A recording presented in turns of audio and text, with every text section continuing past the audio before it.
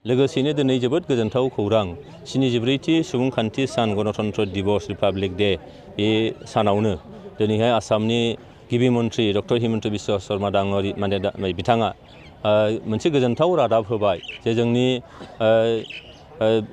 3 दफा बायदि 3.1 दफा बायदि जोंनि सिमा बारायनायनि बाथ्रा दंमोन बिटिआर सुक्तिनि गेजेरजों दा बेखौ दिनैहाय गासै 43 रेभिनिउ गामि आरो 17 फरेस्ट गामि गासै गहपुरसिम मोनहैनाय बेखौ बिथाङा नै एसे सिगां बिथांनि फ्लेग हइस्ट खालामनाय जे स्पीच बे स्पीचआव बिथाङा फोसावनानै होबाय।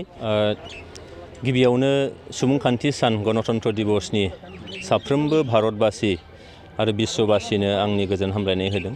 बिटिआर ओनसोलनि गासैबो रायजो राजाफोरनो आंनि गोजोन हामलायनाय होदों। बेजों लोगोसेनो दिनै सरस्वती जिथु फुजा साफ्रोमबो फरायसाफोर फोरोंगिरिफोर आरो फरायसालिजों नांजाफानाय साफ्रोमबो बिथांमोननिसिम आंनि गोसो गोरबोनि गोजोन हामलायनाय होदों जेन' बे फुजानि गेजेरजों जोंनि गेजेराव गोजोन खौसेथि फरायनायनि मोनसे थासारि बेफोर फैथों। लोगोसेनो दिनै जोबोद गोजोनथाव खौरां 74थि सुबुंखान्थि सान गणतन्त्र दिवस रिपाब्लिक डे बे सानावनो दिनैहाय आसामनि गिबि मन्थ्रि डक्टर हिमन्त बिश्व शर्मा बिथाङा मोनसे गोजोनथाव रादाब होबाय जे जोंनि 3 दफा बायदि 3.1 दफा बायदि जोंनि सिमा बारायनायनि बाथ्रा दंमोन बिटिआर सुक्तिनि गेजेरजों दा बेखौ दिनैहाय गासै 43 रेभिनिउ गामि आरो 17 फरेस्ट गामि गासै गहपुरसिम मोनहैनाय बेखौ बिथाङा नै एसे सिगां बिथांनि फ्लेग हइस्ट खालामनाय जे स्पीच बे स्पीचआव बिथाङा फोसावनानै होबाय। बेयो जोबोद मोनसे रंजाथाव बाथ्रा। जोङो फोथायनाय लाखिदोंमोन जे भारत सरकार आसाम सरकारा बिटिआर सुक्तिनि मोनफ्रोमबो दफाफोरखौ बिथांमोनहा आखरे आखरे मावफुंगोन होननानै जि बाथ्रा होदोंमोन बिनिनो मोनसे आगानबाव दिनैहाय जे गोजोनथाव मोनसे रादाब होबाय।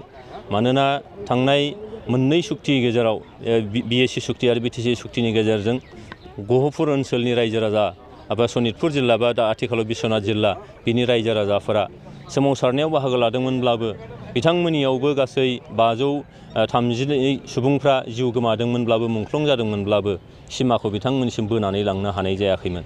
नाथाय बिटिआर सुक्तिनि गेजेरजों मोनसे दफा 3.1 होनानै दोनदोंमोन जे बे दफाखौ मावफुंथारगोन होननानै दिनैहाय खामाखैनो ब्रायैनो आसामनि गिबि मन्थ्रि बिथाङा फोसावनानै होबाय।